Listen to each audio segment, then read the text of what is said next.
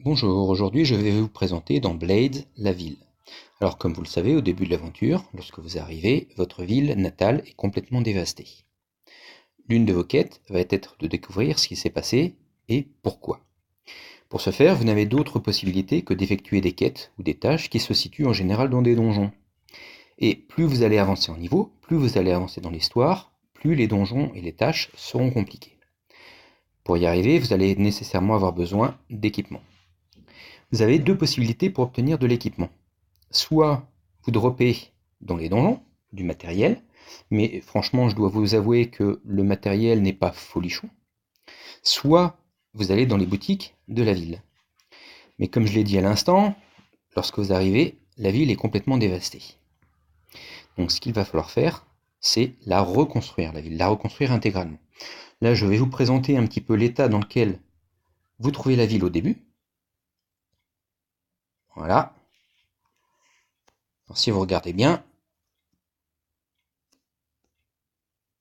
c'est comme ça, c'est vraiment en ruine partout. Il n'y a plus aucun bâtiment, le seul bâtiment qui est encore à peu près debout, c'est celui-là, qui est d'ailleurs le premier bâtiment qu'il vous faut reconstruire. Alors, si vous prenez une ruine, n'importe laquelle, il vous est offert plusieurs possibilités. Un atelier, alors l'atelier, c'est pour les décorations apportent du prestige, on va en parler juste après. Un domaine, c'est une maison. Il y a trois types de maisons. Il y a le domaine, il y a le logis, il y a la maison. Ensuite, vous avez la forge, qui est le second magasin. Alors la forge vous permet, comme c'est marqué, acheter, vendre, récupérer des ressources pour améliorer les armes et les armures. Vous avez le laboratoire alchimique. Le laboratoire alchimique, c'est les potions et les poisons qui vous permettent de soigner, entre autres. Et enfin, la tour d'enchanteur. La tour d'enchanteur qui vous permet d'enchanter votre équipement.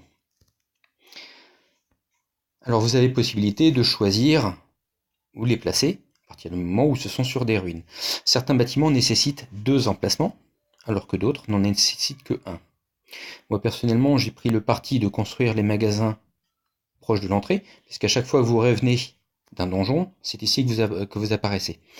Donc, la tour d'enchantement, qui est juste ici sur la gauche, l'atelier qui est au fond à droite, de ce côté-là, ici, la forge qui est juste en face, et tout au fond, à gauche, l'alchimiste.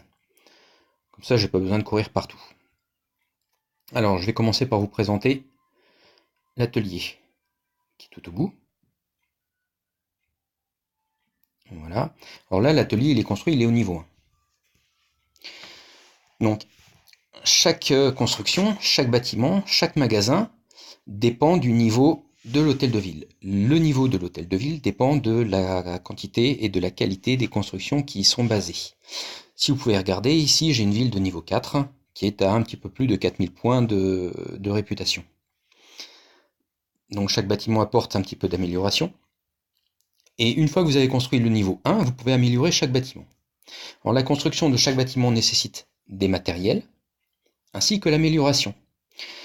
Là, pour améliorer l'atelier au niveau 2, vous avez besoin de 57 cuivres, 65 calcaire, 74 bois et 6100 pièces d'or. Donc l'atelier vous permet d'acheter des décorations qui vous permettent d'améliorer le prestige de votre ville. Ensuite, la tour d'enchanteur. Alors la tour d'enchanteur, à mon avis, c'est le deuxième bâtiment le plus important du jeu. Parce qu'il vous permet tout simplement d'enchanter vos objets, que ce soit les armes ou les armures, et de ce fait, de démultiplier leur puissance. La tour d'enchanteur niveau 1. Aussi, pour l'améliorer, il vous faut là aussi du cuivre, du calcaire, du bois. Alors j'attends un petit peu puisque ma prochaine amélioration ce sera ça, donc il me faut encore 9 cuivres. Je vais vous montrer un petit peu les améliorations et la nécessité d'augmenter le niveau des bâtiments. Là par exemple, pour les enchantements, on ne peut enchanter bien évidemment que les objets qui ne sont pas enchantés. Je prends la masse d'argent.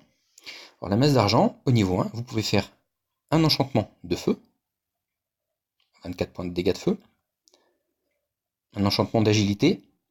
L'enchantement de vigueur nécessite une tour de magie niveau 2. La magie aussi, le poison aussi, la glace aussi, et la foudre ne nécessite qu'un niveau 1. Voilà, donc là vous venez de comprendre, bien évidemment, la nécessité absolue de récupérer des matériels et d'améliorer vos bâtiments. Mais comme je l'ai dit, pour améliorer vos bâtiments, il faut améliorer l'hôtel de ville. Pour améliorer l'hôtel de ville, il faut améliorer les bâtiments. Donc à un moment, vous serez obligé de passer par le stade construction des maisons. Puisque les maisons se construisent relativement facilement, avec relativement peu de matériaux. Alors bon, là, évidemment, c'est un domaine et il est au niveau 2, c'est pour ça qu'il nécessite autant de matériaux que ça. Alors la forge, eh bien, je vais vous montrer. Vous avez donc plusieurs possibilités, mais c'est un petit peu la même chose pour tous les commerces. Hein. Vous avez plusieurs options, notamment l'option acheter et fabriquer.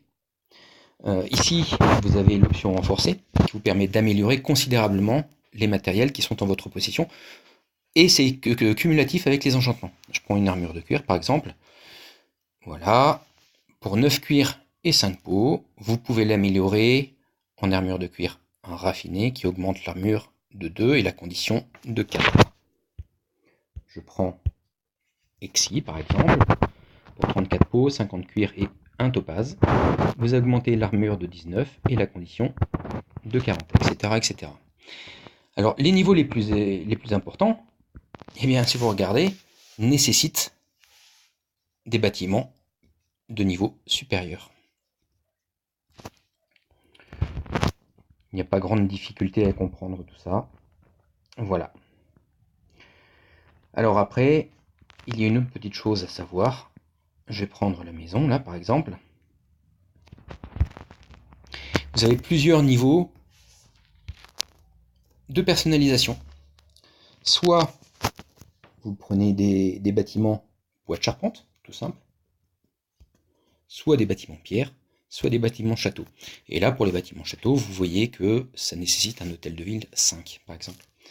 Alors, les améliorations ne coûtent pas la même chose en fonction de ce que vous allez choisir. Ici, 80, 90, 104.